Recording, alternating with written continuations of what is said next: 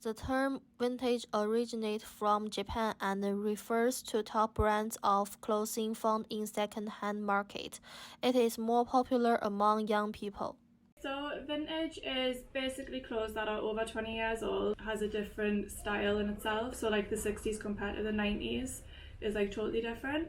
So it's stuff that you can't really get anymore, that kind of style. The quality is very different as well. Like a lot of our t-shirts are 100% cotton, where if you go on the high street these days, it's not going to be the same quality as what you'd get from 20 years ago. The vintage clothes is all hand-picked. So I go around different warehouses, different wholesalers, and I just try and pick the best items that I think my customer base would appreciate the best. Many people now buy vintage not only because it is cheap and fashionable, but also because of environment reasons. Vintage clothing shops that are popping up as well, it's stopping like reducing landfill because a lot of them clothes would end up there. It's very good for the environment.